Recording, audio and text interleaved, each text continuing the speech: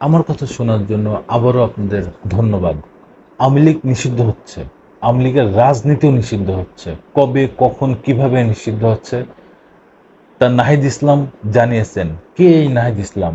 এই নাহিদ ইসলাম ছাত্র জনতা আন্দোলনের সমন্বয়কদের একজন। নাহিদ ইসলাম বর্তমান সরকারের তথ্য ও সম্প্রচার উপদেষ্টা। এই নাহিদ ইসলাম তিনি খালেদ মহিউদ্দিন জানতে চায় একটা টক শোতে এই তথ্য জানিয়েছেন, কবে আওয়ামী লীগ নিষিদ্ধ হচ্ছে এবং কেন হচ্ছে।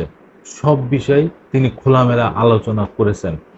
খালেদ মহিউদ্দিন যখন জানতে চেয়েছেন যে বিগত আওয়ামী লীগ সরকার জামাত শিবিরকে তো রাজনীতি নিষিদ্ধ করেছিল, তাহলে এত অন্যায় করার পরেও কি আওয়ামী লীগ নিষিদ্ধ হবে না?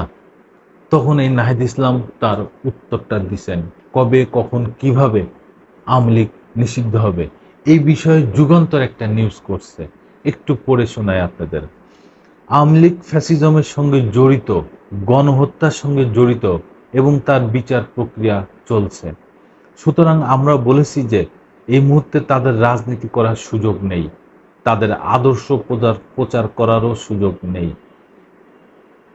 ঠিকানায় খালেদ মহিউদ্দিন টক শোতে এমন মন্তব্য করেন সরকারের তথ্য ও সম্প্রচার উপদেষ্টা নাহিদ ইসলাম।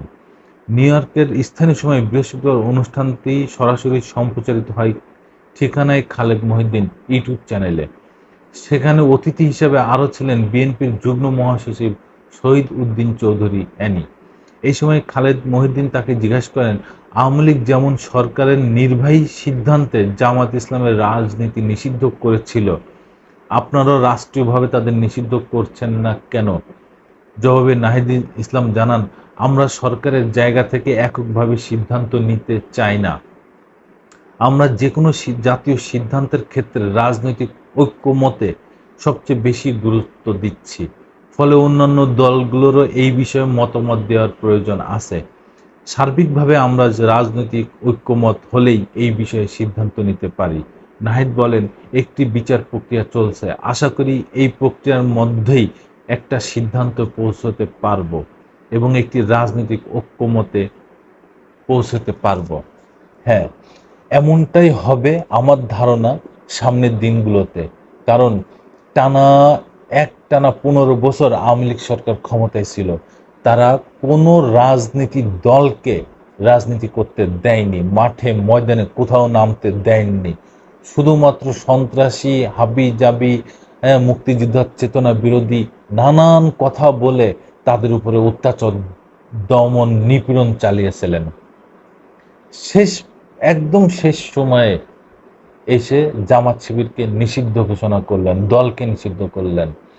আর বিএনপি একটা বৃহত্তম বিরোধী দলীয় দল হিসাবে তাদের যেই পরিমাণ অত্যাচার, দমন, নিপীড়ন করেছে তা পৃথিবীর ইতিহাসে এক অনন্য নজির। এরকম এরকম ভাবে নির্যাতন পৃথিবীতে আর কোনো দল হয়নি। এই বিএনপি সেই অবস্থায়ও মাজা সোজা করে তারা দাঁড়িয়ে আছে। বেগম খালেদা জিয়াকে ঘর ছাড়া করেছে, বাড়ি ছাড়া করেছে, মাটি ছাড়া করেছে, ভিটে ছাড়া করেছে। টানা 15 বছর এই বেগম জিয়াকে জেলখানায় ভরে রাখলেন। তারপরেও কিন্তু তারা দেশ ছেড়ে যাননি। তারেক জিয়া বিদেশের মাটিতে রয়েছেন দীর্ঘদিন।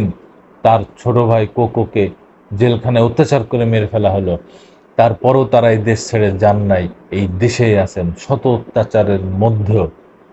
আর টানা 15 বছর যেই দল ক্ষমতায় থাকার পরে তারা পালিয়ে গেলেন, দেশ ছেড়ে পালিয়ে গেলেন। কেউ আত্মগোপনে আছে, কেউ দেশ ছেড়েই চলে গেছেন। আওয়ামী লীগের প্রধান যে নেতা, যিনি প্রধানমন্ত্রী ছিলেন এবং তাকে বলা হয় গণতন্ত্রের মানসকন্যা, এই মানসকন্যা এই জনগণ ছেড়ে চলে গেছে, পালিয়ে চলে গেছে তার বোনের হাত ধরে। এ কি অসম্ভব বিসম্ভব কথা! এই হচ্ছে তারা জনগণকে ভালোবাসে, এই হচ্ছে তাদের জনগণের দল, এই হচ্ছে তারা মাটি মানুষের দল। কি আজগুবি কথাবার্তা তাদের! তবে তারা মানুষের কাছ থেকে দূরে ছিলেন, তারা জনগণের ভালোবাসার থেকে দূরে ছিলেন, তারা জনগণকে পাত্তাই দেননি। অথচ এই জনগণই বাংলাদেশের মালিক, কিন্তু তারা মনে করেছেন তারাই বাংলাদেশের মালিক। আজকে জনগণ তাদের মোক্ষম জবাব দিছে, উচিত জবাব দিছে।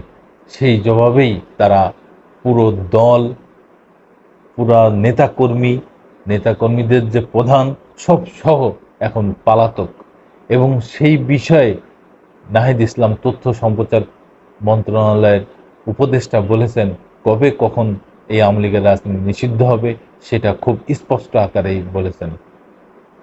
ধন্যবাদ। আবার আসবো নতুন কোনো কথা নিয়ে, নতুন কোনো ঘটনা নিয়ে। আমি প্রিন্স।